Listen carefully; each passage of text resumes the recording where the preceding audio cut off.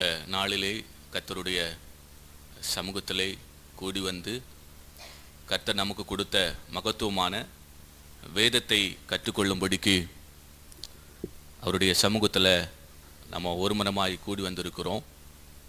நிச்சயமாகவே இது நம்முடைய வாழ்க்கைக்கு, நம்முடைய குடும்பத்துக்கு நாம் செய்கிற ஊழியங்களிலே மிகப்பெரிய ஒரு பிரயோஜனமாக அமையும் என்பதிலே எந்த விதமான சந்தேகமும் இல்லை.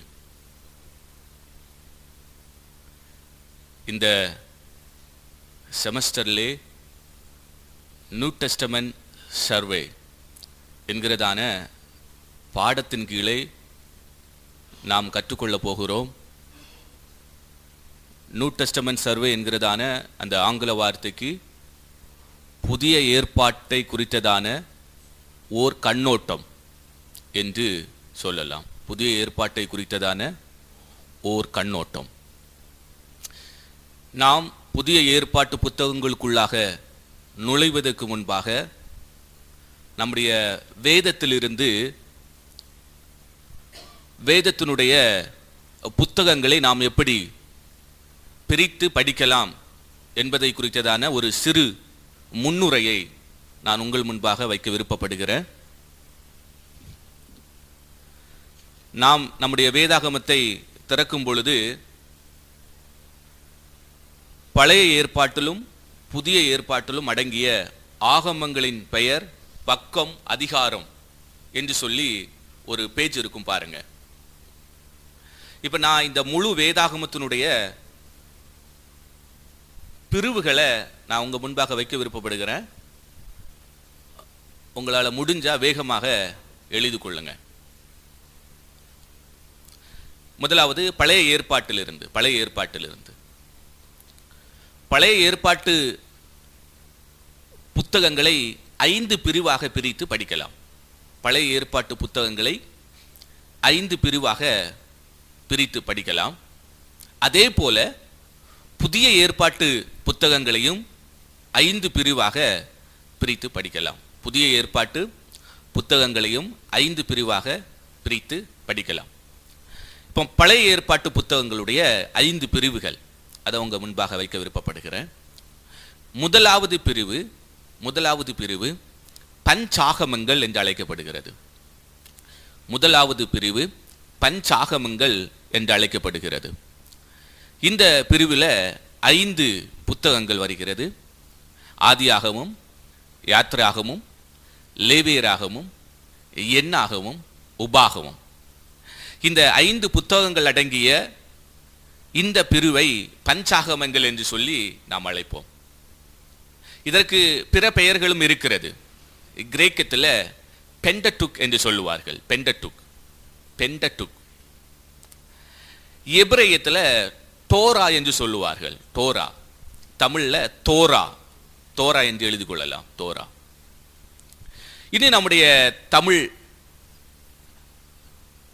பெயர்களில் மோசேனுடைய நியாய பிரமாணங்கள் என்று அழைக்கப்படும், சட்ட புத்தகங்கள் என்று அழைக்கப்படும். இந்த மாதிரி பல பெயர்களில் இந்த முதல் பிரிவாகிய பஞ்சாகமங்கள் அழைக்கப்படுகிறது. அப்போ பழைய ஏற்பாட்டினுடைய புத்தகங்களுடைய முதல் பிரிவு பஞ்சாகமங்கள். பஞ்சாகமத்தை குறித்ததான ஒரு சப்ஜெக்டே டீச்சர்ஸ் உங்களுக்கு எடுக்கிறாங்க. அப்போ அதனை குறித்ததான அந்த ஆழ்ந்த அந்த ஒரு சிந்தனை, ஆழ்ந்த ஒரு டிஸ்கஷன் உங்களுக்கு இருக்கும். அந்த ஒரு புரிதலை நீங்கள் அந்த வகுப்பில் இருந்து பெற்றுக்கொள்வீங்க. பழைய ஏற்பாட்டினுடைய இரண்டாவது பிரிவு வரலாற்று புத்தகங்கள். வரலாற்று புத்தகங்களில் 12 புத்தகங்கள் இருக்கிறது. யோசுவா புத்தகம் துவங்கி எஸ்தர் புத்தகம் வரைக்கும். அப்போ இந்த 12 புத்தகங்களும் வரலாற்று ஆகமங்கள் என்கிறதான அந்த பிரிவில் வருகிறது. இது இரண்டாவது பிரிவு. மூன்றாவதாக கவிதை புத்தகங்கள். யோபு புத்தகம் துவங்கி உன்னத பாட்டு அந்த புத்தகம் வரைக்கும் பாடல்கள், கவிதை புத்தகங்கள், பொய்டிக்கல் புக்ஸ் இந்த பெயரில் அறியப்படுகிறது. யோபு முதல் உன்னத பாட்டு 5 புத்தகங்கள். நான்காவது பிரிவு வேகமாக எழுதிக் கொள்ளுங்க. நான்காவது பிரிவு பெரிய தீர்க்கதரிசிகளின் புத்தகங்கள். நான்காவது பிரிவு பெரிய தீர்க்கதரிசிகளின் புத்தகங்கள். இந்த புத்தகங்கள் ஏசாயா தீர்க்க தரிசன புத்தகத்திலிருந்து தானியேல் தீர்க்க தரிசன புத்தகம் வரைக்கும் 5 புத்தகங்கள். ஏசாயா, எரேமியா, புலம்பல், எசேக்கியேல், தானியேல். பெரிய தீர்க்க தரிசன புத்தகங்கள் என்கிறதான இந்த 4வது பிரிவில் இந்த புத்தகங்கள் அடங்கி உள்ளது. பெரிய தீர்க்க தரிசன புத்தகங்கள். 5வது பிரிவு, பழைய ஏற்பாட்டினுடைய 5வது பிரிவு சிறிய தீர்க்க தரிசன புத்தகங்கள். சிறிய தீர்க்க தரிசன புத்தகங்கள். ஓசியா முதல் மல்கியா வரை உள்ள புத்தகங்கள் 12 புத்தகங்கள். ஓசியா முதல் மல்கியா வரை உள்ள புத்தகங்கள் சிறிய தீர்க்க தரிசன புத்தகங்கள் என்று அழைக்கப்படுகிறது. எழுதிட்டீங்களா? இப்ப இந்த பழைய ஏற்பாட்டினுடைய 5 பிரிவுகள் சொல்லலாமா? 1 பஞ்சாகமங்கள், 2வது வரலாற்று புத்தகங்கள், 3வது கவிதை புத்தகங்கள், 4வது பெரிய தீர்க்க தரிசன புத்தகங்கள், 5வது சிறிய தீர்க்க தரிசன புத்தகங்கள். பழைய ஏற்பாட்டினுடைய 5 பிரிவுகளை பார்த்தோம். இனி புதிய ஏற்பாட்டுக்குள்ள நம்ம நுழைய போகிறோம். புதிய ஏற்பாட்டை நம்ம எப்படி 5 பிரிவாக பிரித்து படிக்கலாம்? 1 சுவிசேஷ புத்தகங்கள். சுவிசேஷ புத்தகங்கள் மத்தேயு, மார்க்கு, லூக்கா, யோவான். இந்த 4 புத்தகங்களும் சுவிசேஷ புத்தகங்கள் என்று அறியப்படுகிறது. மத்தேயு, மார்க்கு, லூக்கா, யோவான் 4 புத்தகங்களும் சுவிசேஷ புத்தகங்கள் என்று அறியப்படுகிறது. 2வது பிரிவு, புதிய ஏற்பாட்டினுடைய 2வது பிரிவு சரித்திர புத்தகம். சரித்திர புத்தகம். சரித்திர புத்தகம் ஒரே ஒரு புத்தகம், அப்போஸ்தலர் நடபடிகள். அப்போஸ்தலர் நடபடிகள் சபையை குறித்ததான சரித்திரத்தை நமக்கு அறிவிக்கிறது. அப்போஸ்தலர் நடபடிகள். அப்போஸ்தலர் நடபடிகள் இந்த புத்தகம் வந்து 2வது பிரிவில் வருது. சரித்திர புத்தகம் இந்த பிரிவில் வருது. மூன்றாவது பிரிவு பவுலின் நிருபங்கள். பவுலின் நிருபங்கள். பவுலின் நிருபங்கள் ரோமர் நிருபம் முதல் எபிரேயர் நிருபம் வரைக்கும். எபிரேய நிருபம் அதனுடைய ஆக்கியோனை குறித்ததான சில டிபேட், விவாதங்கள் இருக்கிறது. பரவலாக அநேக வேத பண்டிதர்களால் எபிரேய நிருபம் பவுல் அடிகளால் எழுதப்பட்டு இருக்கிறது என்று கூறப்படுகிறது. அப்போ எபிரேய நிருபமும் சேர்த்து ரோமரிலிருந்து எபிரேய நிருபம் வரைக்கும் ஆக மொத்தம் 14 நிருபங்கள் பவுலின் நிருபங்கள் என்று அழைக்கப்படுகிறது. பவுலின் நிருபங்கள். இது வந்து 3வது பிரிவு. பவுலின் நிருபங்கள். 4வது பிரிவு, புதிய ஏற்பாட்டினுடைய 4வது பிரிவு பொதுவான நிருபங்கள். பொதுவான நிருபங்கள். யாக்கோபு நிருபம் முதல் யூதா நிருபம் வரைக்கும். யாக்கோபு நிருபம் முதல் யூதா நிருபம் வரைக்கும். யாக்கோபு, 1st and 2nd Peter, 1st and 2nd and 3rd John and Jude. இத்தனை புத்தகங்களும் 4வது பிரிவாகிய பொதுவான நிருபங்களுக்குள்ளாக வருகிறது. பொதுவான நிருபங்களுக்குள்ளாக வருகிறது. புதிய ஏற்பாட்டினுடைய 5வது பிரிவு. புதிய ஏற்பாட்டினுடைய 5வது பிரிவு. 5வது பிரிவு தீர்க்க தரிசன புத்தகம். தீர்க்க தரிசன புத்தகம். 5வது பிரிவு தீர்க்க தரிசன புத்தகம். இந்த பிரிவின் கீழே ஒரே ஒரு புத்தகம் வருகிறது. அது வேதாகமத்தினுடைய கடைசி புத்தகமாகிய வெளிப்படுத்தின விசேஷம். வெளிப்படுத்தின விசேஷம். எழுதிட்டீங்களா? ஓகே.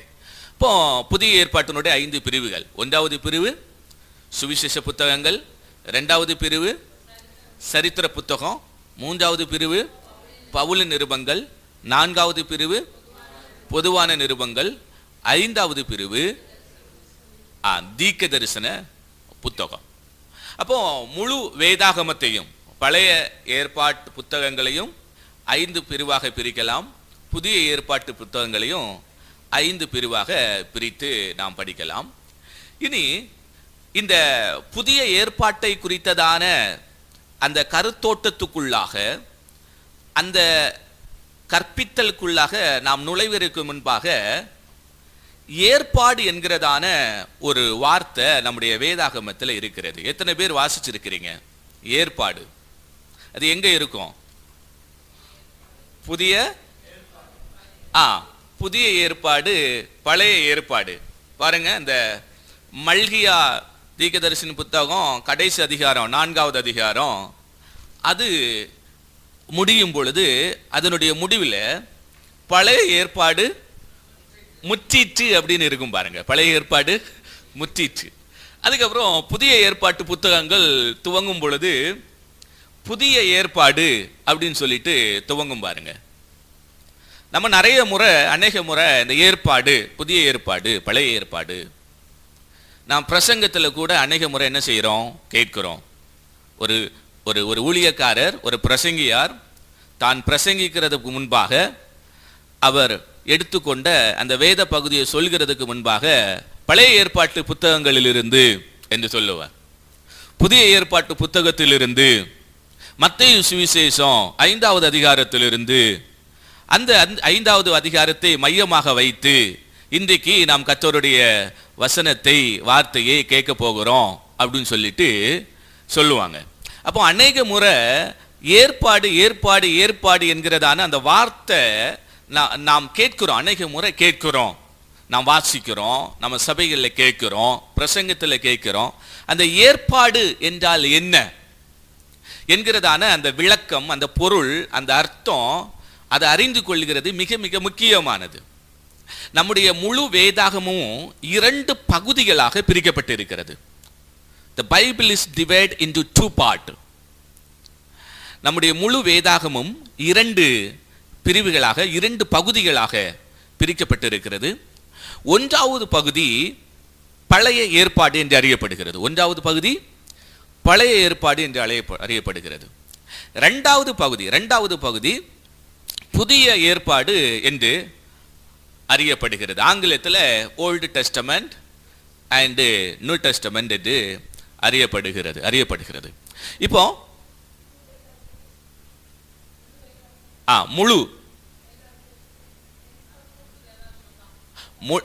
முழு வேதாகமும் 2 பகுதிகளாக பிரிக்கப்பட்டிருக்கிறது.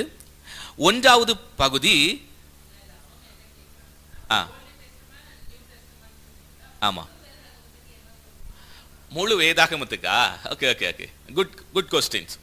முழு வேதாகமத்துக்கு கிரேக்கத்தில் பிப்லியா என்று சொல்லுவார்கள். பிப்லியா, BIBLIA, பிப்லியா. பிப்லியா எழுதிக்கங்க, இது முக்கியமான ஒரு வார்த்தை. பிப்லியா, BIBLIA, பிப்லியா. The word பிப்லியா என்கிறதான இந்த கிரேக்க வார்த்தையிலிருந்து தான் பைபிள் என்கிறதான ஆங்கில வார்த்தை வருகிறது. பிப்லியா என்கிறதான கிரேக்க வார்த்தையிலிருந்து பைபிள் என்கிறதான ஆங்கில வார்த்தை வருகிறது.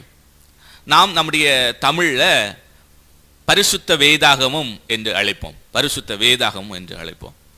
பிப்லியா என்கிறதான அந்த வார்த்தையினுடைய அர்த்தம் என்னன்னு சொன்னால் புத்தகங்கள், புக்ஸ். பிப்லியா என்றால் புத்தகங்கள். இது மிக பிரயோஜனமாக இருக்கும், எழுதி கொள்ளுங்க. பிப்லியா என்றால் புத்தகங்கள். ஏன் புத்தகங்கள், ஏன் புக்ஸ் என்று அழைக்கப்படுகிறது? ஒரு பைபிள் தானே, ஏன் புக்ஸ் என்று அழைக்கப்படுகிறது? பிப்லியா என்றால் 66 புத்தகங்கள் அடங்கிய ஓர் தொகுப்பு. பிப்லியா என்றால் 66 புத்தகங்கள் அடங்கிய ஓர் தொகுப்பு, அதுதான் பரிசுத்த வேதாகமம். பிப்லியா என்றால் 66 புத்தகங்கள் அடங்கிய ஓர் தொகுப்பு, அந்த தொகுப்பு தான் பரிசுத்த வேதாகமம் என்று சொல்லி நாம் அழைக்கிறோம். எழுதிட்டீங்களா? சரி, நீங்கள்லாம் வேகமாக எழுதுவீங்கன்னு நான் நினைக்கிறேன். ஓகே, ஒரு 5-10 நிமிஷத்தில் நீங்கள் எப்படி இருக்கிறீங்க, உங்களுடைய கான்சன்ட்ரேஷன் எப்படி இருக்குது, நீங்கள் எப்படி கவனிக்கிறீங்க என்று நான் அறிந்து கொள்வேன். ஏன்னா அநேக இடங்களில் டீச் பண்ணுறது, அதனால் நீங்கள் எப்படி கவனமாக இருக்கிறீங்களா, உற்சாகமாக இருக்கிறீங்களா என்பதை குறித்தான ஒரு புரிதல் எங்களுக்குள்ளாக உண்டாகும். இதுவரைக்கும் நீங்க ரொம்ப கவனமாக இருக்கிறீங்க, சுறுசுறுப்பா இருக்கிறீங்க. அதுக்காக கர்த்தருக்கு ஸ்தோத்திரம். இப்போ இந்த பிபிலியா நமக்கு தேவையா? முழு வேதாகமும் நமக்கு தேவையா? 66 புத்தகங்கள் நமக்கு அவசியமா என்ற கேள்விக்கு ஆமா, மிக மிக அவசியம். ஏன்னு சொன்னா, நம்ம சபை சரித்திரத்தில் படிக்கும் பொழுது சிலர் நமக்கு வேதாகமத்தினுடைய சில பகுதி தேவையில்லை, அவசியம் இல்லை என்று சொல்லி இருக்கிறார்கள். அதில் முக்கியமான ஒரு நபர் யாருன்னு சொன்னா, மார்சியன் என்கிறதான ஒரு கிறிஸ்தவ தலைவர். இது முக்கியமானது, எழுதிக் கொள்ளுங்க. மார்சியன் என்கிறதான ஒரு கிறிஸ்தவ தலைவர். இவர் 1வது நூற்றாண்டுல கிபி 85 160 வரைக்கும் வாழ்ந்தவர். 85 160, 85 160. இவர் ஒரு கிறிஸ்தவ தலைவர், ஒரு கிறிஸ்தவ போதனையாளர். கிறிஸ்தவ சத்தியத்தை, வேதாகம சத்தியங்களை போதிக்கிற ஒரு கிறிஸ்தவ போதகர். ஆனா ஒரு குறிப்பிட்ட காலம், ஒரு குறிப்பிட்ட நாட்களில் இவர் வித்தியாசமான ஒரு முறையில் வார்த்தையை போதிக்க ஆரம்பித்தார். எப்படி போதிக்க ஆரம்பித்தாருன்னு சொன்னா, நமக்கு பழைய ஏற்பாடு அவசியமில்லை, நமக்கு பழைய ஏற்பாடு அவசியமில்லை, அதனால பழைய ஏற்பாடு நமக்கு தேவையில்லை என்று சொல்லி பழைய ஏற்பாடை அவர் நிராகரித்தார். ஏன் நிராகரித்தார் அப்படின்னு சொன்னா, அவர் சொல்றாரு, பழைய ஏற்பாட்டினுடைய கடவுள் மிகவும் கொடூரமான கடவுள். பழைய ஏற்பாட்டினுடைய கடவுள் கொடூரமானவர், ஆங்கிரி காட், எரிச்சல் உள்ள தேவன், தண்டிக்கிற தேவன். அதனால பழைய ஏற்பாட்டு புத்தகங்கள் நமக்கு தேவையில்லை என்று சொல்லி அவர் நிராகரித்தார். பழைய ஏற்பாட்டா தான் நிராகரித்தார் அப்படின்னு பார்க்கும் பொழுது, பழைய ஏற்பாட்டை மட்டும் கிடையாது, புதிய ஏற்பாட்டினுடைய சில புத்தகங்களை மட்டும்தான் அவர் ஏற்றுக்கொண்டாரு, மற்ற பிற புத்தகங்களை அவர் ரிஜெக்ட் பண்ணார், நிராகரித்தார் என்று சரித்திரத்தில் படிக்க முடிகிறது. லூக்காவின் நற்செய்தியையும் பவுலின் கடிதங்களையும் மட்டும் அவர் ஏற்றுக்கொண்டிருக்கிறாரு. மீதமுள்ள புதிய ஏற்பாட்டினுடைய பிற புத்தகங்களையும் இவர் நிராகரிச்சிருக்கிறார். அப்ப இவர் எந்த புத்தகத்தை மட்டும் வேதாகமத்திலிருந்து ஏற்றுக்கொண்டிருக்கிறார்? லூக்கா சுவிசேஷ புத்தகத்தையும் பவுலினுடைய நிருபங்களை மட்டும் அவர் ஏற்றுக்கொண்டிருக்கிறாரு. இது மட்டும் நமக்கு, அதை ஏற்றுக்கொள்ளல. அப்ப இது மட்டும் நமக்கு போதும் என்று சொல்லி ஒரு புதிய வேதாகமத்தை என்ன செய்யறாரு? உருவாக்க முயற்சி எடுக்கிற அந்த வேளையில ஆரம்ப கால கிறிஸ்தவ சபையினுடைய நிர்வாகம் இவரை நிராகரித்தது. தவறான செய்தியை பரப்புகிறவர், தவறான வார்த்தையை பரப்புகிறவர், வேதத்துக்கு எதிராக செயல்படுகிறவர் மார்சியன் என்று சொல்லி திருச்சபையை விட்டே இவரை மாற்றி வைத்தது.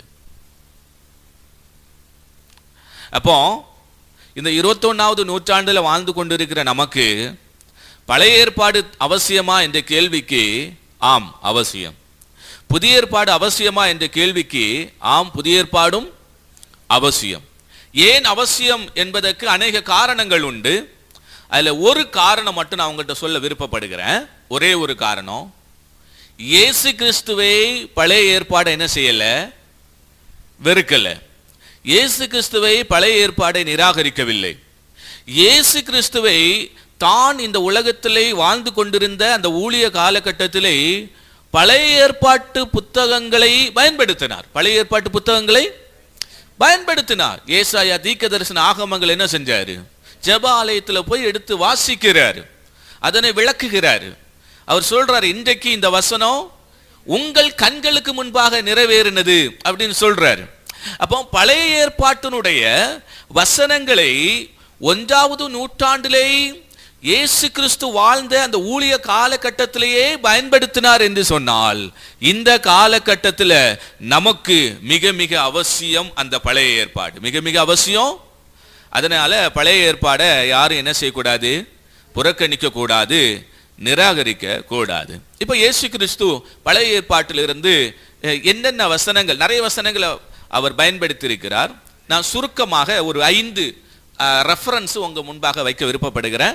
பழைய ஏற்பாட்டிலிருந்து அந்த ரெஃபரன்ஸை தருவேன், அதுக்கு ஈக்குவலா புதிய ஏற்பாட்டிலிருந்து ரெஃபரன்ஸ் தருவேன். நீங்க வேகமாக எழுதி கொள்ளணும். ஏன்னு சொன்னா நமக்கு நேரம் குறைவாக இருக்கிறது.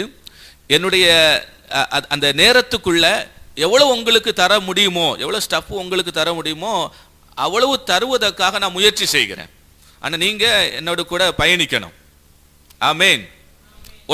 ஒன்றாவது reference Deuteronomy, book of Deuteronomy chapter 8 verse 3. உபாகமும் 8வது அதிகாரம் அதனுடைய 3வது வசனம். 8:3. புதிய ஏற்பாட்டில் எங்க பயன்படுத்துகிறாரு? மத்தேயு சுவிசேஷம் 4வது அதிகாரம் 4வது வசனம். மத்தேயு சுவிசேஷம் 4வது அதிகாரம் 4வது வசனம். எழுதிட்டீங்களா? ரெண்டாவது உபாகமும் 6வது அதிகாரம் 16வது வசனம். உபாகமும் 6வது அதிகாரம் 16வது வசனம். எங்க இயேசு கிறிஸ்து பயன்படுத்துகிறார் புதிய ஏற்பாட்டில்? மத்தேயு சுவிசேஷம் 4வது அதிகாரம் 7வது வசனம். மத்தேயு சுவிசேஷம் 4வது அதிகாரம் 7வது வசனம். எழுதிட்டீங்களா? மூன்றாவதாக உபாகமும் 6வது அதிகாரம் 13வது வசனம். உபாகமும் 6வது அதிகாரம் 13வது வசனம். புதிய ஏற்பாட்டில் எங்க இயேசு கிறிஸ்து பயன்படுத்துகிறார்? மத்தேயு சுவிசேஷம் 4வது அதிகாரம் 10வது வசனத்தில். மத்தேயு சுவிசேஷம் 4வது அதிகாரம் 10வது வசனத்தில். நான்காவதாக யாத்திராகமும் 20வது அதிகாரம் 13வது வசனம்.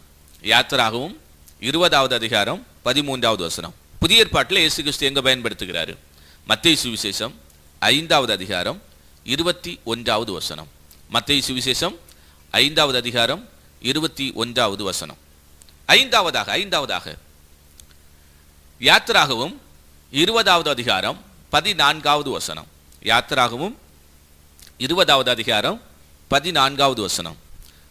புதிய ஏற்பாட்டில் இயேசு கிறிஸ்து எங்க பயன்படுத்துறார் இந்த வார்த்தையை? மத்தேயு சுவிசேஷம் 5வது அதிகாரம் 27வது வசனம். மத்தேயு சுவிசேஷம் 5வது அதிகாரம் 27வது வசனம். அப்ப இதுவரைக்கும் எழுதிட்டீங்களா எல்லாரும்?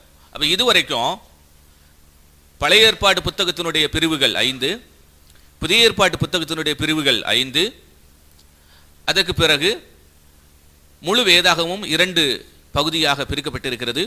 ஒன்று பழைய ஏற்பாடு, 2வது புதிய ஏற்பாடு. இந்த பழைய ஏற்பாடு புதிய ஏற்பாடு நமக்கு அவசியமா என்கிறதான அந்த கேள்விக்கு கீழே ஆம் அவசியம். சரித்திரத்தில் அதை நிராகரித்தவர் ஒருவர் இருக்கிறார். அவருடைய பெயர் மார்சியன்.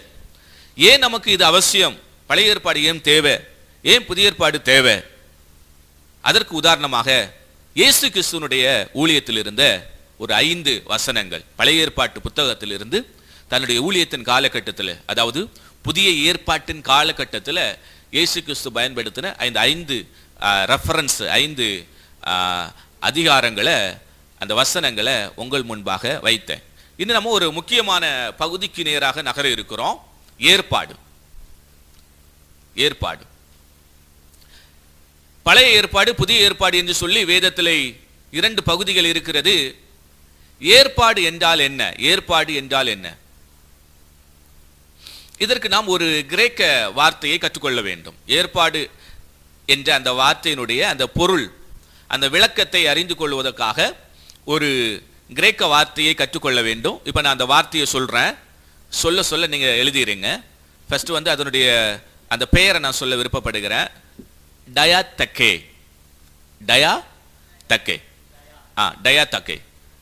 இதை நான் உங்களுக்கு ஸ்பெல் பண்ண விருப்பப்படுகிறேன். DIATHE.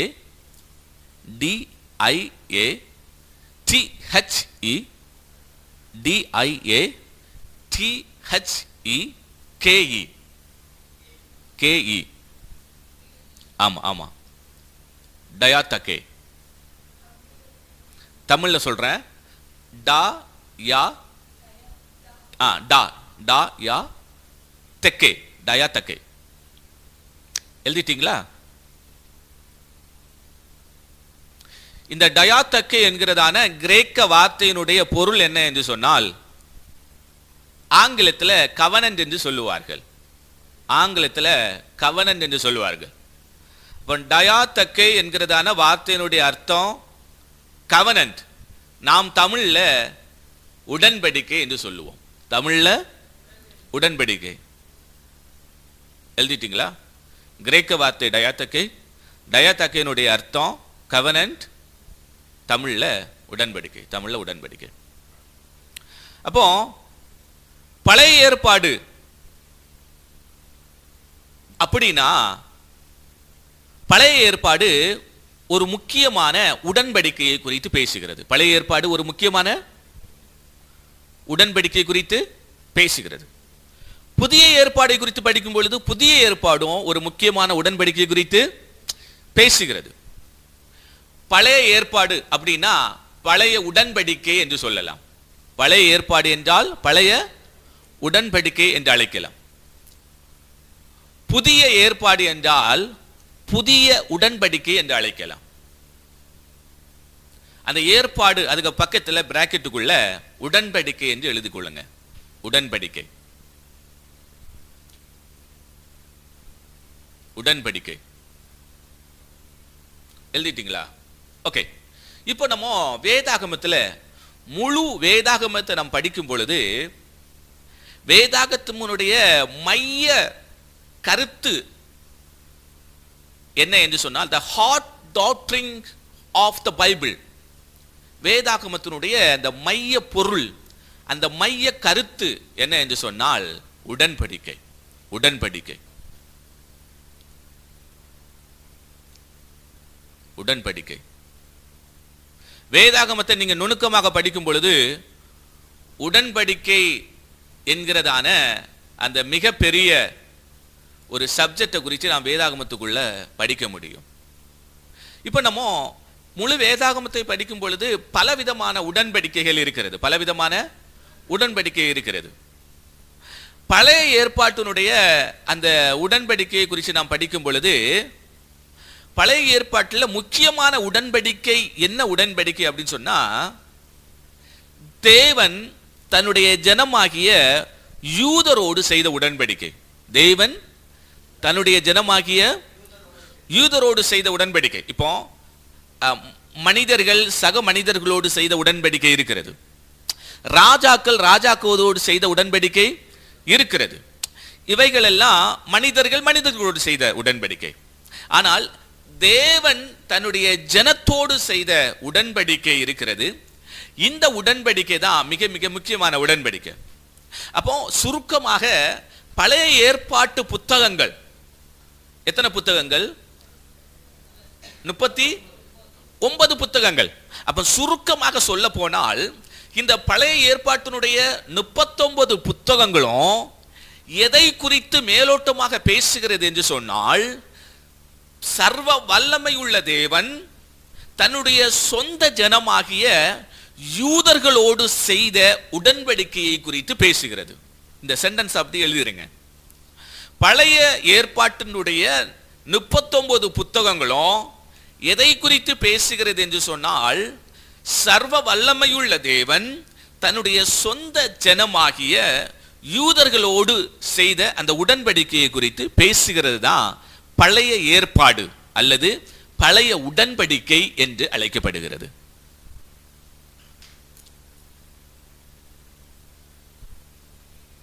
எழுதிட்டீங்களா? எழுதிட்டீங்களா? சரி. அப்போ பழைய ஏற்பாட்டினுடைய புத்தகங்கள் எந்த உடன்படிக்கை குறித்து அதிகமாக பேசுகிறது? தேவன் யூதர்களோடு செய்த உடன்படிக்கை குறித்து பேசுகிறது. அப்படியே நாம் புதிய ஏற்பாட்டு புத்தகங்களை படிக்கும் பொழுது புதிய ஏற்பாட்டு புத்தகங்கள் எதை குறித்து பேசுகிறது அப்படின்னு சொன்னா, தேவன் தன்னுடைய குமாரன் மூலமாக உலகத்தோடு செய்த உடன்படிக்கை குறித்து பேசுகிறது. தேவன் தன்னுடைய குமாரன் மூலமாக உலகத்தோடு செய்த உடன்படிக்கை குறித்து பேசுகிறது. அதுதான் புதிய ஏற்பாடு அல்லது புதிய உடன்படிக்கை என்று அழைக்கப்படுகிறது. இது அப்படியே நீங்க எழுதிருங்க. நான் சொன்னதை அப்படி எழுதிருங்க. எழுதிருங்க. தன்னுடைய குமாரன் மூலமாக உலகத்தோடு செய்த உடன்படிக்கை குறித்து பேசுகிறது தான் புதிய ஏற்பாடு அல்லது புதிய உடன்படிக்கை என்று அழைக்கப்படுகிறது. யோவான் சுவிசேஷம் 3வது அதிகாரம் 16வது வசனம், For God so loved the world that he gave his only begotten son, that whoever believes in him shall not perish but have everlasting life. தேவன் தம்முடைய ஒரே பேரான குமாரனை விசுவாசிக்கிறவனோ அவன் கெட்டு போகாமல் நித்திய ஜீவனை அடையும்படிக்கு அவரை தந்துள்ளி இவ்வளவாய் உலகத்தில் அன்பு கூர்ந்தார். அப்ப அவருடைய உடன்படிக்கை, இந்த புதிய உடன்படிக்கை யாரோடு? பிதாவாகிய தேவன் தன்னுடைய குமாரன் மூலமாக உலகத்தோடு செய்த உடன்படிக்கை. இப்ப இந்த உடன்படிக்கை தான் புதிய ஏற்பாட்டு புத்தகங்கள் இவைகளை குறித்து தான் பேசுகிறது. புரியுதா? இவ்வளவு புரிஞ்சுதா? சரியா? இப்ப ஏற்பாடு, பழைய ஏற்பாடு அப்படின்னா என்ன, புதிய ஏற்பாடு அப்படின்னா என்ன? பழைய ஏற்பாடு அதிகமாக முக்கியமாக எந்த உடன்படிக்கை குறித்து பேசுகிறது என்று சொல்லி நாம் பார்த்தோம். ஏதாவது வாழ் அதிகமா இருக்கு. ஓகே, மெதுவாக பேசுகிறேன். ஓகே உங்க எல்லாருக்கும் கேக்குது இல்ல? ஓகே சரி வால்யூம் குறைக்கிறீங்களா, ரெடியூஸ் பண்றீங்களா? இல்லைன்னா நான் என்னுடைய வால்யூமை ரெடியூஸ் பண்றேன், ஒன்றும் பிரச்சனை கிடையாது. ஓகே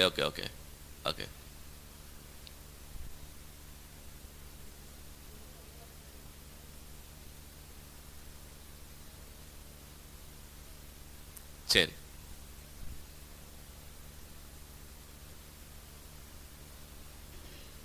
ஓகே, இப்போ தெளிவா இருக்கா? ஓகே. இப்போ பழைய ஏற்பாட்டு புத்தகங்கள் தேவன் தன்னுடைய சொந்த ஜனமாகிய யூதர்களோடு செய்த உடன்படிக்கை குறித்து பேசுகிறது. புதிய ஏற்பாட்டு புத்தகங்கள் பிதாவாகிய தேவன் தன்னுடைய குமாரன் மூலமாக உலகத்தோடு செய்த உடன்படிக்கை குறித்து பேசுகிறது. இப்போ நம்ம வேதாகமத்தினுடைய 7 விதமான முக்கிய உடன்படிக்கையை குறித்து நம்ம பார்க்க போகிறோம், வேகமாக பார்க்க போகிறோம். இது ரொம்ப ரொம்ப முக்கியமானது. வேதாகமத்தினுடைய 7 விதமான உடன்படிக்கைகள். நான் இதை பெயரை மட்டும் உங்களுக்கு கொடுக்குறேன். இது வெறுவா படிக்கணும்னு சொன்னால் இது ஒரு வாஸ்ட் சப்ஜெக்ட். இது வேறொரு சப்ஜெக்டின் கீழே வருகிறது உடன்படிக்கை. இப்போ நான் பெயரை மட்டும் நான் உங்களுக்கு கொடுக்க விருப்பப்படுகிறேன். 1வது உடன்படிக்கை ஆதாமூடான உடன்படிக்கை. ஆங்கிலத்தில் ஆடமிக் கவனன்ட் என்று அழைப்பார்கள். ஆதாமூடான உடன்படிக்கை. ஆதியாகமம் 1வது அதிகாரம் 26 30 வரை உள்ள வசனங்கள். 2வது அதிகாரம் 1வது அதிகாரம் 26 30 வரை உள்ள வசனங்கள். ஆதியாகமம் 2வது அதிகாரம் 15 17 வரை உள்ள வசனங்கள். ஆதாமூடான உடன்படிக்கை.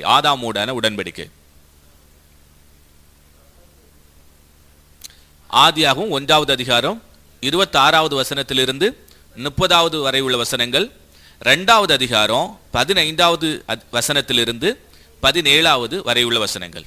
2வது கவனன்ட், 2வது உடன்படிக்கை, நோவாவுடான உடன்படிக்கை. நோஹகிக் கவனன்ட், நோவாவுடான உடன்படிக்கை. ஆதியாகமம் 6வது அதிகாரம் 18வது வசனம். ஆதியாகமம் 9வது அதிகாரம் 8வது வசனத்திலிருந்து 17வது உள்ள வசனம் வரைக்கும். ஆதியாகமம் 6வது அதிகாரம் 18வது வசனம். ஆதியாகமம் 9வது அதிகாரம் 8வது வசனத்திலிருந்து 17வது வரை உள்ள வசனங்கள். 3வது உடன்படிக்கை ஆபிரகாமூடான உடன்படிக்கை. Abrahamic covenant. ஆபிரகாமூடான உடன்படிக்கை. ஆதியாகமம் 12வது அதிகாரம் 1வது வசனத்திலிருந்து 3வது வசனம் வரைக்கும். 15வது அதிகாரம் 18வது வசனம். 17வது அதிகாரம் 1வது வசனத்திலிருந்து 14வது வரை உள்ள வசனங்கள். ரிப்பீட் பண்றேன்.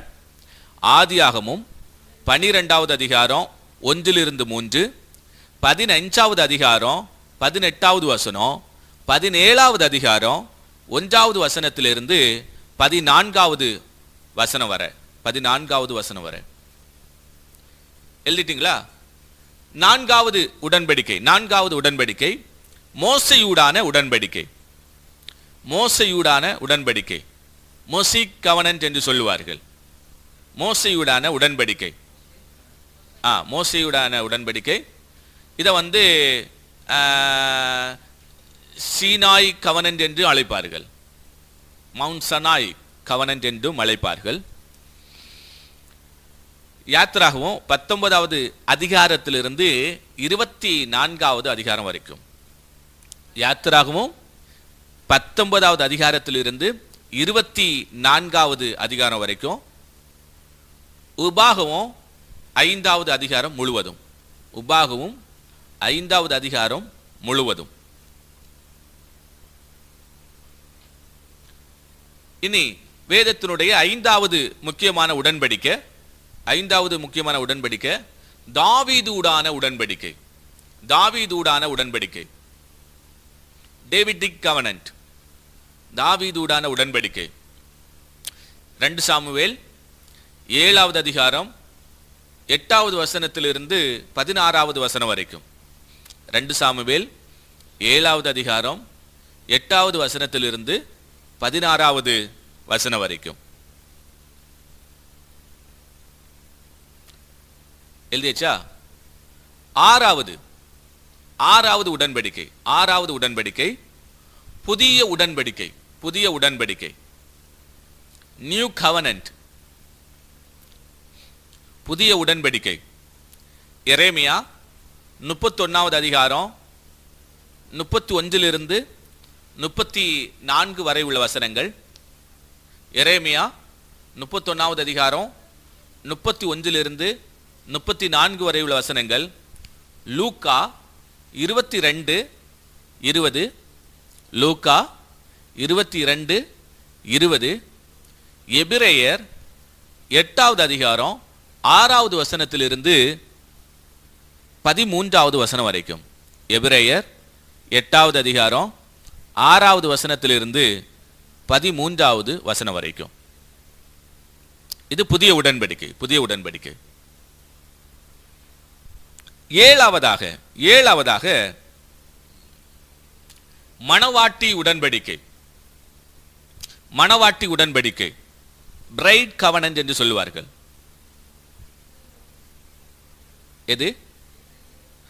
எபிரேயர் 8வது அதிகாரம் 6வது வசனத்திலிருந்து 13வது வசனம் வரைக்கும். புதிய உடன்படிக்கை. ஏழாவதாக மணவாட்டி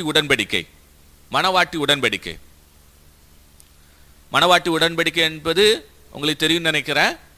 சபை என்பது மணவாட்டியாகவும் இயேசு கிறிஸ்து மணவாளனாக இருக்கிறார். அதனை குறித்ததான ஒரு இயேசு கிறிஸ்து மணவாளனாக இயேசு கிறிஸ்து சபையோடு செய்த உடன்படிக்கை மணவாட்டி உடன்படிக்கை என்று அறியப்படுகிறது. புக் ஆஃப் ரெவலேஷன், வெளிப்படுத்தின விசேஷம் 19வது அதிகாரம் 7வது வசனத்திலிருந்து 9வது வரை உள்ள வசனங்கள். ரெவலேஷன் 19வது அதிகாரம் 7வது வசனத்திலிருந்து 9வது வரை உள்ள வசனங்கள்.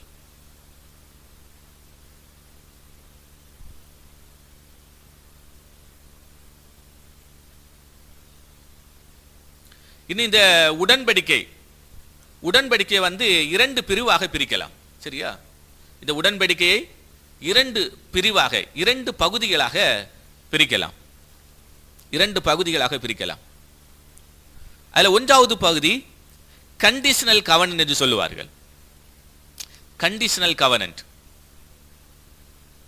நிபந்தனையுடைய உடன்படிக்கை.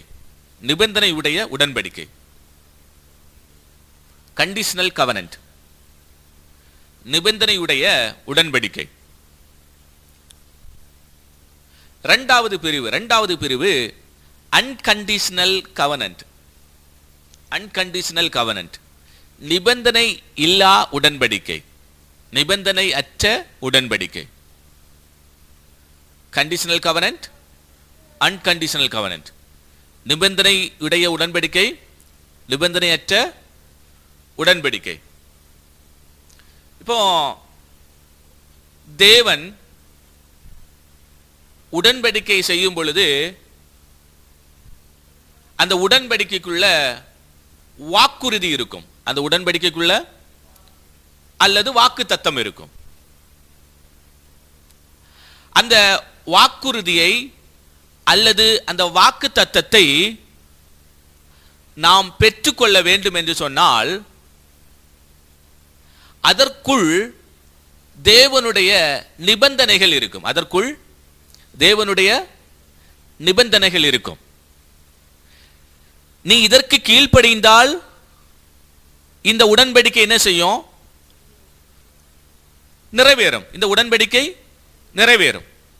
அப்படி அந்த நிபந்தனைக்கு கீழ்ப்படியும் பொழுது அந்த வாக்குறுதிக்குள் அல்லது வாக்கு தத்தத்துக்குள் இருக்கிற அந்த ஆசீர்வாதங்கள் நம்முடைய வாழ்க்கையில் அப்படியே நிறைவேறும். அந்த ஆசீர்வாதங்கள் அப்படியே நிறைவேறும். அப்போ இந்த நிபந்தனை உள்ள இந்த உடன்படிக்கை, அதற்கு வேதத்தில் சில உதாரணங்களை பார்க்க முடியும். நிபந்தனையுடைய உடன்படிக்கை, கண்டிஷனல் கவனன்ட். கண்டிஷனல் கவனன்ட் உதாரணத்துக்கு தேவன் மோசேயோடு கூட செய்த உடன்படிக்கை. தேவன் மோசேயோடு கூட செய்த உடன்படிக்கை. மோசேயோடு கூட செய்த உடன்படிக்கை என்று சொல்லும் பொழுது மோசேயோடு கூட, மோசேயின் மூலமாக சகல யூதர்களோடு செய்த உடன்படிக்கை. சகல யூதர்களோடு கூட செய்த உடன்படிக்கை. உடன்படிக்கை ஆண்டவர் முதலாக தன்னுடைய விரலினால 10 கட்டளைகளை எழுதி மோசே கொடுக்கிறார். அந்த 10 கட்டளைகள், அந்த 10 கட்டளைகளை மோசே யூதர்களுக்கு, இஸ்ரவேலர்களுக்கு கொடுக்கிறார். அப்ப அந்த 10 கட்டளைக்குள்ள என்ன இருக்கு? நிபந்தனைகள் இருக்கிறது. 10 கட்டளைக்குள்ள என்ன எஞ்சி உனக்கு வேற தேவர்கள் உண்டாயிருக்க வேண்டாம். உதாரணம் என்ன எஞ்சி உனக்கு வேற தேவர்கள் உண்டாயிருக்க வேண்டாம். இது அந்த உடன்படிக்கைக்குள்ள இருக்கக்கூடிய வாக்குறுதி. ஆனால் இஸ்ரவேல் ஜனங்கள் தேவனை விட்டுவிட்டு வேற தேவர்களை பின்பற்றி வேற தேவர்களை அவர்கள் சேவிக்கும் பொழுது இந்த உடன்படிக்கை, நிபந்தனை உடைய உடன்படிக்கை முறிக்கப்படுகிறது. நிபந்தனை உடைய உடன்படிக்கை முறிக்கப்படுகிறது. அந்த உடன்படிக்கைக்கு உள் இருக்கக்கூடிய அந்த வாக்கு தத்தம் நிறைவேறாமல் போகிறது. வாக்கு தத்தம் நிறைவேறாமல் போகிறது. இப்போ அவர்கள் உடன்படிக்கைக்கு கீழ்ப்படியாதனால, அந்த வாக்குறுதிக்குள் இருக்கக்கூடிய அந்த நிபந்தனைக்கு கீழ்ப்படியாதனால அவர்களுக்கு தேவன் கொடுத்த அந்த உடன்படிக்கை இப்ப எப்படி மாறுகிறது என்று சொன்னால் ஒரு சாபமாக மாறுகிறது. எப்படி மாறுகிறது? சாபமாக மாறுகிறது. ஏன் என்று சொன்னால் இந்த நிபந்தனை உள்ள அந்த உடன்படிக்கைக்குள்ள பல நிபந்தனைகள் இருக்கிறதுனால அந்த நிபந்தனைகளை இரண்டாவது தரப்பினராகிய யூத ஜனங்கள் கீழ்ப்படியாமல் இருக்கிறதுனால அந்த நிபந்தனையுடைய அந்த உடன்படிக்கையின் முடிவு, அந்த கடைத்தொகை அவர்களுக்கு சாபமாக மாறுகிறது. வேதத்திலே பார்க்க முடிகிறது. இப்போ 10 கட்டளைகள் யாத்திராகவும் 19வது அதிகாரத்திலிருந்து 24வது வசனம் வரைக்கும், 19வது அதிகாரம் அதனுடைய 19வது வசனத்திலிருந்து 24வது வரை உள்ள வசனங்கள், உபாகமும் 5வது அதிகாரம் முழுக்க அதை படிக்கும் பொழுது ஆண்டவர் இந்த மோசேயின் மூலமாக இஸ்ரவேல் ஜனங்களுக்கு என்ன செய்கிறாரு? பல கட்டளைகளை கொடுக்கிறதை பார்க்க முடிகிறது. பல கட்டளைகளை கொடுக்கிறதை பார்க்க முடிகிறது. இனி இவ்வளவுதானா? 10 கட்டளைகள் மட்டும்தானா அப்படின்னு கேட்டா இல்ல. இந்த 10 கட்டளைகளோடு கூட சேர்த்து இஸ்ரவேல் ஜனங்கள் கடைபிடிக்க வேண்டிய பல விதிமுறைகளை, பல கற்பனைகளை கூட ஆண்டவர் என்ன செய்யறாரு? மோசேயின் மூலமாக யூத ஜனங்களுக்கு கொடுக்கிறாரு. புரியுதா? யூத ரபியாகிய ரம்பாம் என்கிறதான ஒரு ரபி, அவருடைய பேர் ரம்பாம். அவர் அவருடைய புத்தகத்தில் தேவன் இஸ்ரவேல் ஜனங்களோடு யூதர்களோடு செய்த அந்த கற்பனைகளை, அந்த நியாய பிரமாணங்களை தொகுத்து தன்னுடைய புத்தகத்தில் வெளியிட்டு இருக்கிறாரு. ரம்பாம், RAMBAM, ரம்பாம். இவர் தொகுத்து வெளியிட்ட அந்த புத்தகத்தில் யூதர்களுக்கு கிட்டத்தட்ட 613 நியாய பிரமாணங்கள் இருக்கிறது. எத்தனை நியாய பிரமாணங்கள்? 613 நியாய பிரமாணங்கள். 613 நியாய பிரமாணங்கள். இப்ப இந்த நியாய பிரமாணத்தை, இந்த 613 நியாய பிரமாணத்தை 2 பிரிவாக பிரிக்கிறாங்க. 613 நியாய பிரமாணத்தை எப்படி பிரிக்கிறாங்க? 2 பிரிவாக பிரிக்கிறாங்க. அதுல 1வது பிரிவு பாசிட்டிவ் கமாண்ட்மெண்ட். 1வது பிரிவு பாசிட்டிவ் கமாண்ட்மெண்ட், அதாவது நேர்மறை கற்பனைகள். நேர்மறை கற்பனைகள், கற்பனைகள், கற்பனைகள், நேர்மறை கற்பனைகள், லாஸ், நேர்மறை கற்பனைகள். இந்த நேர்மறை கற்பனைகள் இருக்குல்ல, இந்த நேர்மறை கற்பனை எதை தொடர்புடையதாக இருக்கும் என்று சொன்னால், டூ, செய், செய்ய வேண்டும். நிபந்தனை இருக்கு பாருங்க. என்ன செய்ய வேண்டும்? செய்ய வேண்டும். இந்த நேர்மறை கற்பனைகள், பாசிட்டிவ் கமாண்ட்மெண்ட், செய் என்பதை மையமாக கொண்டுள்ள கற்பனைகள் தான் இந்த பாசிட்டிவ் கமாண்ட்மெண்ட். இந்த பாசிட்டிவ் கமாண்ட்மெண்ட்டுக்குள்ள எத்தனை கற்பனைகள் இருக்கு தெரியுமா? 248 கற்பனைகள் இருக்கிறது. 248 கற்பனைகள். கொலை செய்யாதிருப்பாயாக, உன் தேவனுடைய நாமத்தை வீணிலை வணங்காதிருப்பாயாக, ஓய்வு நாளை பரிசுத்தமாக ஆசரிப்ப நினைப்பாயாக. இதெல்லாம் நீ என்ன செய்ய? அப்படியே செய்யணும். டூ. இது பாசிட்டிவ் கமாண்ட்மெண்ட். இனி இந்த 613ல 2வது பிரிவு, 2வது பிரிவு நெகட்டிவ் கமாண்ட்மெண்ட். நெகட்டிவ் கமாண்ட்மெண்ட், எதிர்மறை கற்பனைகள். எதிர்மறை கற்பனைகள்.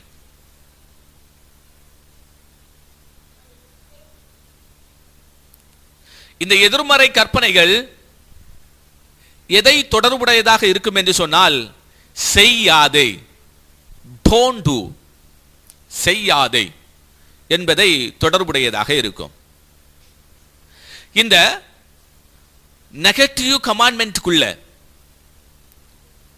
எதிர்மறை கற்பனைகளுக்குள்ள 365 கற்பனைகள் இருக்கிறது. எத்தனை கற்பனைகள்? 365 கற்பனைகள். அப்போ ஒரு வருடத்தினுடைய 365 நாளும் யூதர்களுடைய காதுல தொனித்து கொண்டிருக்கிற ஒரு சத்தம், செய்யாதே, செய்யாதே. ஆண்டவர் உனக்கு இதை நீ செய்யாதே என்று கற்பித்திருக்கிறதை நீ செய்யாதே. கொலை செய்யாதே, இச்சியாதே, பாவம் செய்யாதே. அப்ப 365 நாளும் 365 அந்த நெகட்டிவ் கமாண்ட்மெண்ட், எதிர்மறையான அந்த கற்பனைகள் ஒவ்வொரு யூதர்களுடைய காதிலும் நீ செய்யாதே, நீ செய்யாதே, இதை செய்யாதே என்று சொல்லி தொனித்து கொண்டிருக்கிறதை பார்க்க முடிகிறது.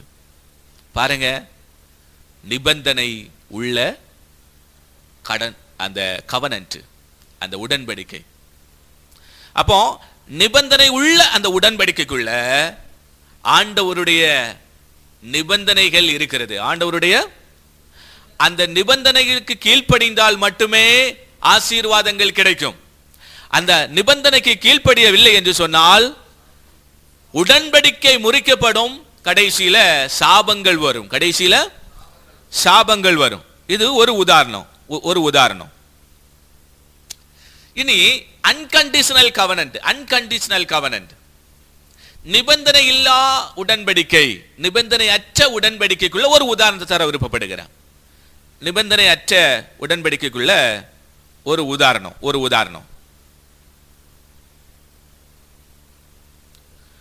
ஆபிரகாமோடு செய்த உடன்படிக்கை.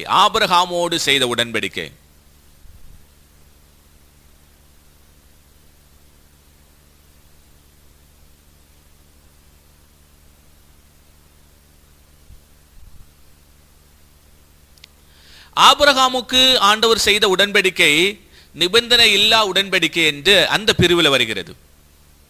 நிபந்தனை இல்லா உடன்படிக்கை.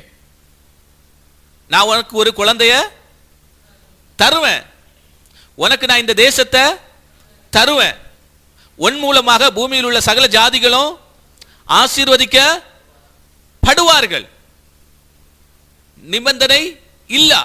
நிபந்தனை இல்லாத அந்த பிரிவுக்குள்ளாக வருகிறது. அப்படியே ஆபிரகாமின் சந்ததியில நம்முடைய கர்த்தராகிய இயேசு கிறிஸ்து என்ன செய்யறாரு? வருகிறாரு. இயேசு கிறிஸ்துவின் மூலமாக உலகத்தில் உள்ள சகல ஜனங்களும் என்ன செய்கிறார்கள்? ஆசீர்வதிக்கப்படுகிறார்கள். அப்ப நிபந்தனை இல்லா ஒரு உடன்படிக்கைக்குள்ளாக இந்த ஆபிரகாமுடைய இந்த உடன்படிக்கை வருகிறது. இரண்டாவது நோவாவுடான உடன்படிக்கை. இப்ப ஜலப்பிரளயத்தினால ஆண்டவர் என்ன செய்யறாரு? பூமியை முழுவதும் என்ன செய்யறாரு? அழிக்கிறாரு. பூமி எல்லாம் அழிச்ச பிறகு கடைசியில் ஆண்டவர் என்ன செய்யறாரு? மனஸ்தாபப்பட்டுட்டு நோவாவுக்கு ஒரு உடன்படிக்கை செய்கிறாரு. அந்த உடன்படிக்கையில் நோவாவே, நீ எனக்கு இப்படி செஞ்சாதான் நான் என்னுடைய உடன்படிக்கை நிறைவேற்றுவேன் என்று ஆண்டவர் சொல்லல. ஆண்டவர் சொல்றாரு, அவராகவே முன்வந்து இனி நான் வெள்ளத்தினால் என்ன செய்ய மாட்டேன், அழிக்க மாட்டேன் என்று சொல்லி அவனோடு ஒரு உடன்படிக்கை செய்து அந்த உடன்படிக்கைக்கு ஒரு அடையாளத்தை கொடுக்கிறாரு. அதுதான் வானவில். அப்போ இது இந்த நோவாவுடான அந்த உடன்படிக்கை நிபந்தனை இல்லா அந்த பிரிவுக்குள்ளாக வருகிறது. மூணாவதாக இன்னொரு உதாரணம் தாவீதுடான உடன்படிக்கை. தாவீதுக்கு ஆண்டவர் என்ன சொல்றாரு? ஒரு நிலையான ராஜ்யத்தை ஸ்தாபிப்பேன் அப்படின்னு சொல்றாரு. ஒரு நிலையான ராஜ்யத்தை ஸ்தாபிப்பேன். 2 சாமுவேல் புத்தகம் 7வது அதிகாரம் அதனுடைய 8லிருந்து 16 வரை உள்ள வசனங்கள். 2 சாமுவேல் புத்தகம் 7வது அதிகாரம் 8லிருந்து 16 வரை உள்ள வசனங்கள். ஒரு நிலையான ராஜ்யத்தை ஸ்தாபிப்பேன். இது நிபந்தனை இல்லா உடன்படிக்கைக்குள்ள வருகிறது. தாவீது என்ன செய்யறாரு? பாவம் செய்கிறாரு. தாவீதுக்கு பின் அவனுடைய சந்ததிகள் என்ன செய்து? சாலமோன் என்ன செய்யறான்? பாவம் செய்யறான். ஆனா ஆண்டவர் முன்கூட்டியே தன்னுடைய அந்த நம்பிக்கையை முன்வைத்து, தன்னுடைய அந்த விசுவாசத்தை முன்வைத்து, தன்னுடைய அந்த வல்லமையை முன்வைத்து ஒரு தலையாக ஆண்டவர் தாவீதுக்கு ஒரு உடன்படிக்கை செய்கிறாரு. என்ன உடன்படிக்கை? நிலையான ராஜ்யத்தை ஸ்தாபிப்பேன். ஆனா தாவீது பாவம் செய்கிறான், சாலமோன் பாவம் செய்கிறான். ராஜ்யங்கள் இரண்டாக பிரிக்கப்படுகிறது. பின்வந்த ராஜாக்கள் அவனுடைய சந்ததிகள் என்ன செய்யறாங்க? பாவம் செய்யறாங்க. நீங்க பாவம் செஞ்சிட்டீங்க அப்படின்னு சொல்லிட்டு ஆண்டவர் தன்னுடைய உடன்படிக்கையை வாபஸ் வாங்கல. இனி நான் என்னுடைய உடன்படிக்கையை செய்ய மாட்டேன் என்று சொல்லவில்லை. ஆனால் இயேசு கிறிஸ்துவின் மூலமாக ஆண்டவர் தாவீதுக்கு சொன்ன அந்த கட்டளையிட்ட அவனோடு கூட அந்த செய்த அந்த உடன்படிக்கையை, அந்த ராஜ்யத்தை இயேசு கிறிஸ்துவின் மூலமாக என்ன செய்தாரு? இந்த உலகத்தில் ஸ்தாபித்தாரு. புரியுதா? அதான் மத்தேயு சுவிசேஷம் 1வது அதிகாரம் தாவீதுடைய குமாரனாகிய இயேசு கிறிஸ்து என்று சொல்லப்பட்டு இருக்கிறது. அப்ப இயேசு கிறிஸ்து மூலமாக என்ன செய்யறாரு? நிலையான ஒரு ராஜ்யத்தை ஆண்டவர் ஸ்தாபிக்கிறத பார்க்க முடிகிறது. அப்ப இது நிபந்தனை இல்லா, அன்கண்டிஷனல் அந்த உடன்படிக்கைக்குள்ளாக வருகிறத பார்க்க முடிகிறது. அப்போ இந்த பொதுவாக இந்த உடன்படிக்கையை நாம் இரண்டு பிரிவாக பிரிக்கலாம். ஒன்று கண்டிஷனல் கவனன்ட், நிபந்தனை உள்ள உடன்படிக்கை. இரண்டாவது நிபந்தனையற்ற அன்கண்டிஷனல் கவனன்ட் என்று சொல்லி இரண்டு விதமாக பிரித்து நாம் இந்த உடன்படிக்கையை படிக்கலாம். டயாத்தகே, இந்த உடன்படிக்கை என்ன செய்யலாம்? படிக்கலாம். இனி யூதர்களோடு ஆண்டவர் உடன்படிக்கை செய்தார். அந்த உடன்படிக்கையை இந்த யூதர்கள் காப்பாற்றினார்களா, நிறைவேற்றினார்களா என்று சொல்லி நாம் வேதத்தில் பார்க்கும் பொழுது 100% அவர்கள் என்ன செய்யல? இந்த உடன்படிக்கையை நிறைவேற்றவில்லை. சில வசனங்களை நான் உங்களுக்கு முன்பாக அடுக்க விருப்பப்படுகிறேன். டியூட்டோனமி சாப்டர் 9 verse 9. உபாகமும் 9வது அதிகாரம் 9வது வசனம். அங்க என்ன சொல்லப்பட்டிருக்கு? கர்த்தர் உங்களோடு பண்ணின உடன்படிக்கை பலகைகளாகிய கற்பலகைகளை பெற்றுக்கொள்ளும்படி நான் மலையில் ஏறின பொழுது 40 நாள் இரவும் பகலும் மலையில் தங்கி அப்பம் புசியாமலும் தண்ணீர் குடியாமலும் இருந்தேன் அப்படின்னு சொல்லப்பட்டிருக்கிறது. அப்போ ஆண்டவர் மோசேயின் மூலமாக என்ன பலகைகளை கொடுக்கிறாரு? உடன்படிக்கை, அவருடைய விரலினால் எழுதப்பட்ட நிபந்தனைகள் உள்ள உடன்படிக்கை பலகைகள் தான் கொடுக்கிறாரு. ஆனா இவர்கள் அதற்கு கீழ்ப்படிந்தார்களா? அந்த உடன்படிக்கையை இவர்கள் காப்பாற்றினார்களா, நிறைவேற்றினார்களா என்று பார்க்கும் பொழுது வேதத்திலிருந்து ஒரு வசனத்தை நான் உங்கள் முன்பாக வைக்க விருப்பப்படுகிறேன். ஏசாயா தீர்க்கதரிசன புத்தகம் 24வது அதிகாரம் 5வது வசனம். ஏசாயா தீர்க்கதரிசன புத்தகம் 24வது அதிகாரம் 5வது வசனம். இந்த உடன்படிக்கை எப்படிப்பட்ட உடன்படிக்கை? சாதாரண உடன்படிக்கை கிடையாது, நித்திய உடன்படிக்கை என்று அந்த இடத்துல குறிப்பிடப்பட்டிருக்கிறது. அப்போ இந்த நித்திய உடன்படிக்கையை முறித்தார்கள் என்று சொல்லப்பட்டிருக்கிறது. நித்திய உடன்படிக்கையை முறித்தார்கள் என்று சொல்லப்பட்டிருக்கிறது. அப்போ ஆண்டவர் முதலாவது ஒரு உடன்படிக்கையை யூதர்களோடு செய்யும் பொழுது முதலாவது ஒரு ஏற்பாட்டை இந்த யூதர்களோடு செய்யும் பொழுது தற்காலிகமாக இது இருக்கட்டும், அடுத்து ஒன்று செய்யலாம் என்று சொல்லி அவர் என்ன செய்யல, நித்தியமாக இது இருக்கட்டும் என்று சொல்லி தான் என்ன செஞ்சாரு. ஆனா இந்த யூதர்கள் என்ன செய்யல? அதற்கு கீழ்ப்படியல. 613 நியாயப்பிரமாணங்கள் இருக்கிறது, அதற்கு கீழ்ப்படியல. அதனால பழைய ஏற்பாட்டின் புத்தகத்திலேயே நாம் ஏசாயா தீர்க்கதரிசியின் புத்தகத்தின் மூலமாக நித்திய உடன்படிக்கையை முறித்து போட்டார்கள் என்கிறதான அந்த தெளிவு பழைய உடன்படிக்கையின் காலகட்டத்திலேயே அல்லது பழைய ஏற்பாட்டினுடைய புத்தகத்திலேயே மிகவும் தெளிவாக எழுதப்பட்டு இருக்கிறது. இவ்வளவு புரியுதா? அப்போ பழைய உடன்படிக்கையின் காலகட்டத்திலேயே தேவன் அதாவது முதலாவது உடன்படிக்கையாக, அதாவது நாம் இப்பொழுது பழைய உடன்படிக்கை பழைய ஏற்பாடு என்று வைத்துக் கொள்ளுகிற அந்த நியாய பிரமாணங்களை, அந்த கற்பனைகளை, அந்த 613 அந்த சட்டங்களையும் யூத ஜனங்கள் என்ன செஞ்சாங்க? முறித்து போட்டார்கள் என்று சொல்லி பழைய ஏற்பாட்டின் புத்தகங்களில ஏசாயா புத்தகங்களை நமக்கு என்ன செய்து சாட்சி கொடுக்கிறது. ஒன்று. இரண்டாவது, புதிய ஏற்பாட்டில் இயேசு கிறிஸ்துவை இதற்கு சாட்சி கொடுக்கிறார். புதிய ஏற்பாட்டில் இயேசு கிறிஸ்துவை இதற்கு சாட்சி கொடுக்கிறார். யோவான் சுவிசேஷம் 7வது அதிகாரம் 19வது வசனம். கொஞ்சம் தெளிவா இருங்க, கொஞ்சம் கவனமா இருங்க. அப்பதான் நம்ம இந்த புதிய ஏற்பாட்டு புத்தகங்கள் அதுக்குள்ளாக நுழை போகிறதுக்கு முன்பாக ஏன் நமக்கு ஒரு புதிய ஏற்பாடு தேவை, அவசியம் என்பதை குறித்ததான ஒரு புரிதல் நமக்குள்ளாக உண்டாகும். யோவான் சுவிசேஷம் 7வது அதிகாரம் அதனுடைய 19வது வசனம். அங்க என்ன சொல்லப்பட்டிருக்கு? மோசே நியாய பிரமாணத்தை உங்களுக்கு கொடுக்கவில்லையா? அப்படி இருந்தும் உங்களில் ஒருவனும் அந்த நியாயப்பிரமாணத்தின்படி நடக்கிறதில்லை. யார் சொல்றது? இயேசு கிறிஸ்துவே சொல்றாரு. யாருக்கு முன்னாடி நின்று சொல்றாரு? யூதர்களுக்கு முன்பாக நின்று சொல்றாரு. வேத பாரகர்கள் சொல்றாங்க நியாயப்பிரமாணத்தை நாங்கள் கடைபிடிக்கிறவர்கள்.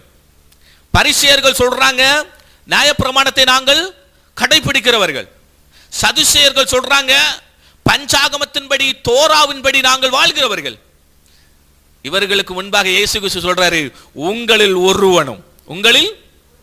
ஒருவனும் அந்த நியாயப்பிரமாணத்தின்படி நடக்கிறதில்லை என்று சொல்லி, அதாவது பழைய உடன்படிக்கையை, முதலாவது உடன்படிக்கையை, டயாத்தக்காவை யூதர்களை முறித்து போட்டார்கள்.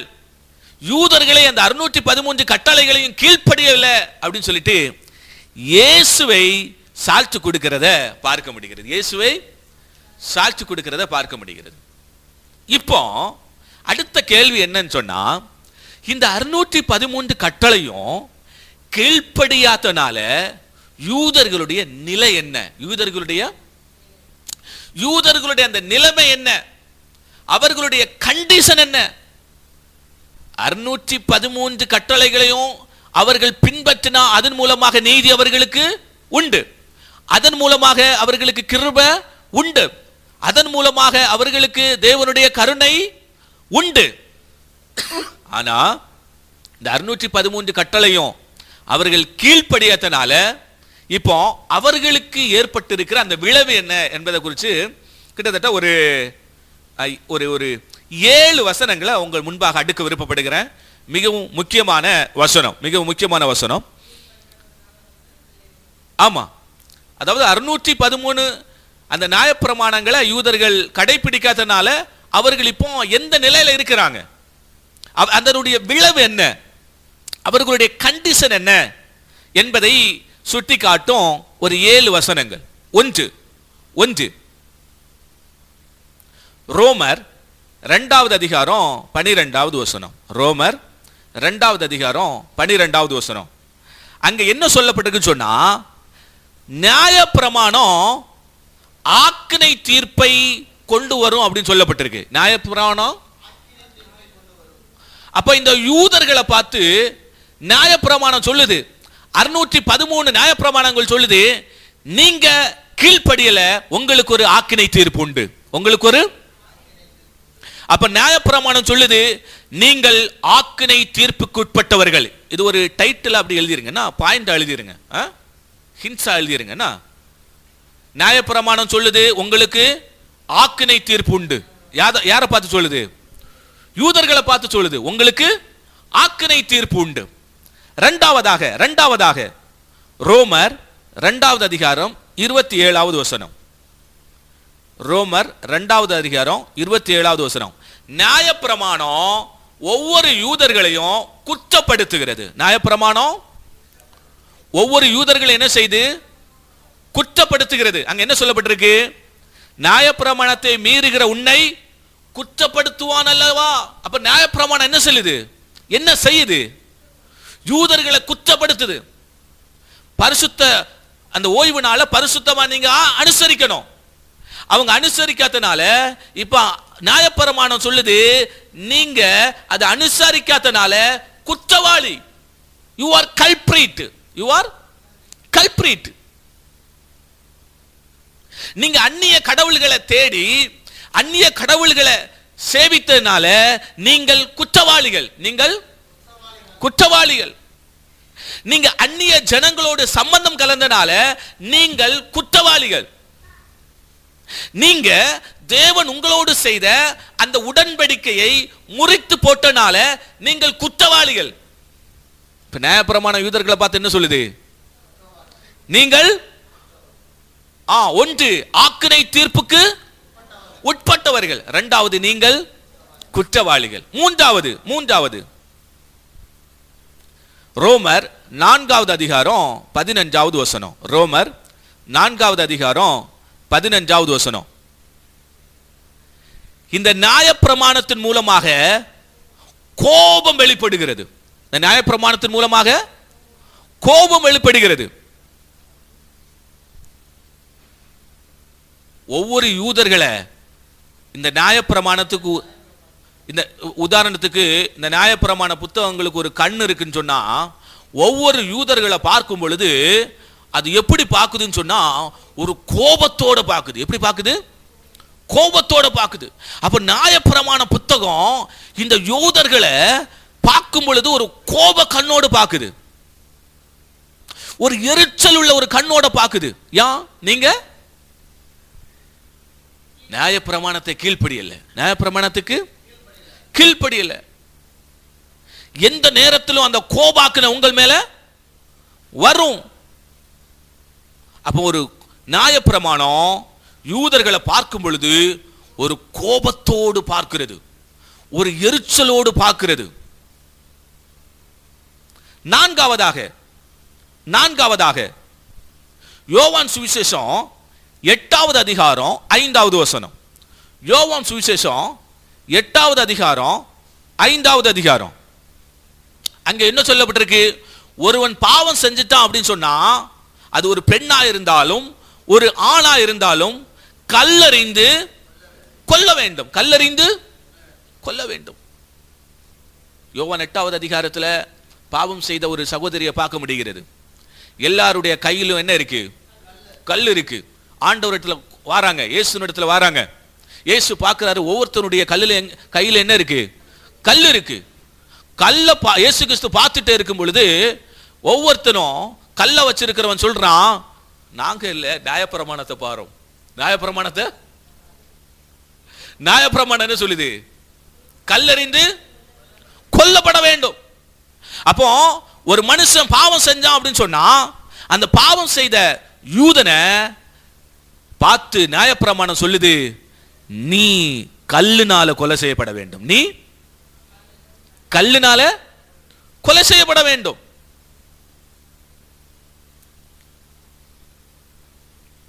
ஐந்தாவதாக 2 கொரிந்தியர் 3வது அதிகாரம் 6வது வசனம். 2 கொரிந்தியர் 3வது அதிகாரம் 6வது வசனம். அங்க என்ன சொல்லப்பட்டிருக்கிறது?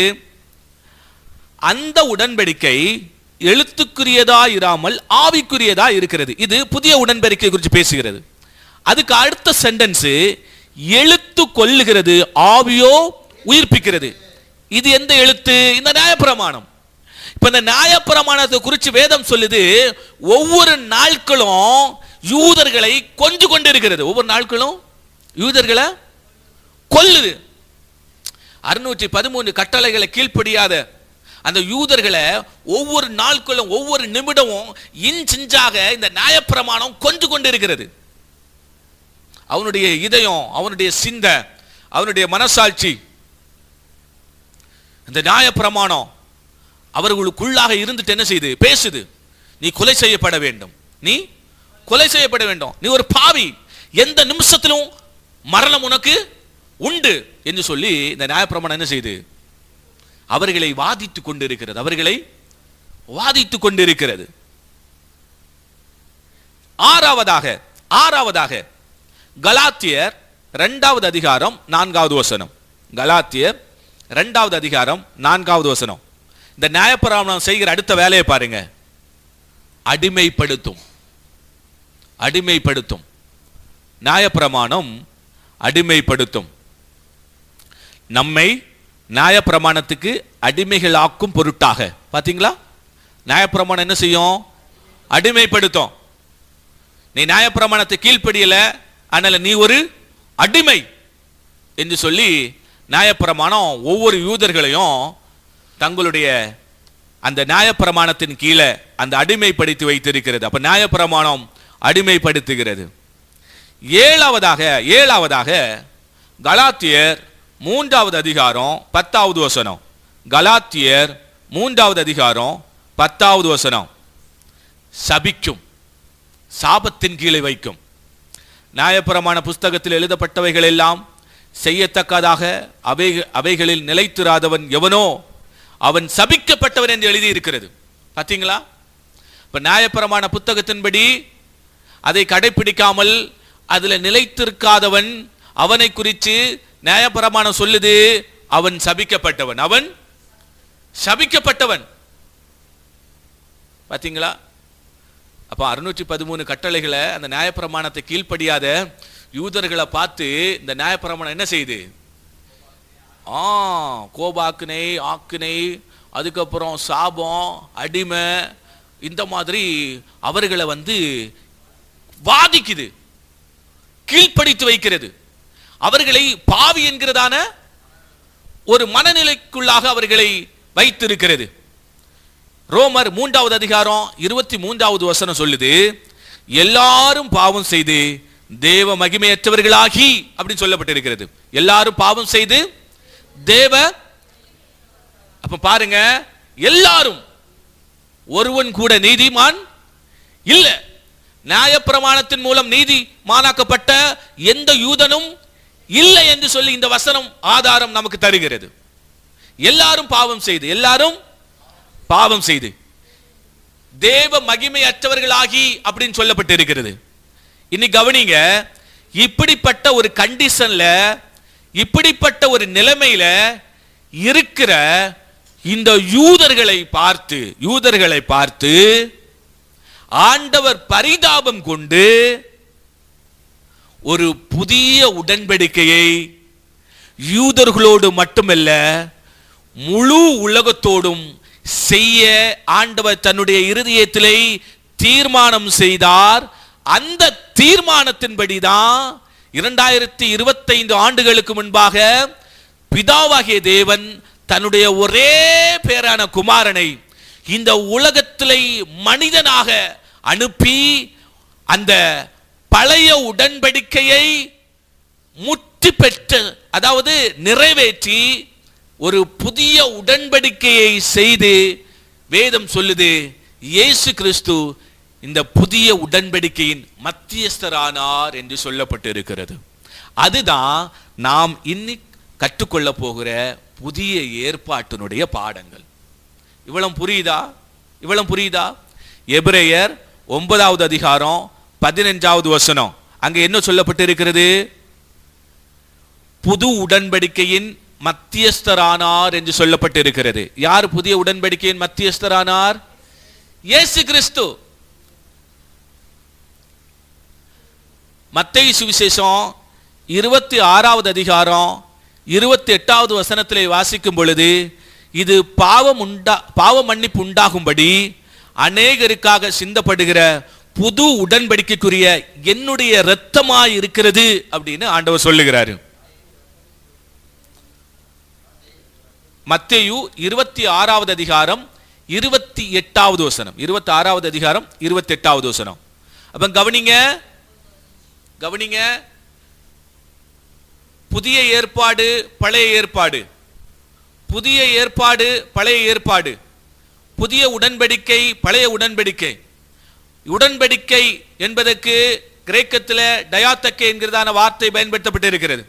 அப்போ பழைய ஏற்பாடு, பழைய உடன்படிக்கை என்பது தேவன் யூத ஜனங்களோடு செய்த உடன்படிக்கை. ஆனா யூத ஜனங்கள் என்ன செய்யல? அந்த உடன்படிக்கைக்கு கீழ்ப்படியல, அந்த உடன்படிக்கையை முறித்து போட்டார்கள். அதனால் பிதாவாகிய தேவன் தன்னுடைய குமாரனாகிய இயேசு கிறிஸ்து மூலமாக ஒரு புதிய உடன்படிக்கையை செய்தார். அந்த உடன்படிக்கையினுடைய மத்தியஸ்தர் இயேசு கிறிஸ்துவாக இருக்கிறார். இது எதன் அடிப்படையிலே செய்யப்பட்டது என்று சொன்னால், இயேசு கிறிஸ்து சொல்லுகிறார், என்னுடைய இரத்தம் புது உடன்படிக்கைக்குரிய இரத்தமாக இருக்கிறது. அநேகருடைய பாவம் மன்னிக்கப்படுவதற்கான என்னுடைய இரத்தம் ஒரு புது உடன்படிக்கைக்குரிய இரத்தமாக இருக்கிறது என்று சொல்லி ஆண்டவராகிய இயேசு கிறிஸ்து மத்தேயு சுவிசேஷம் 26வது அதிகாரம் 28வது வசனத்தில் சொல்லுகிறதை பார்க்க முடிகிறது.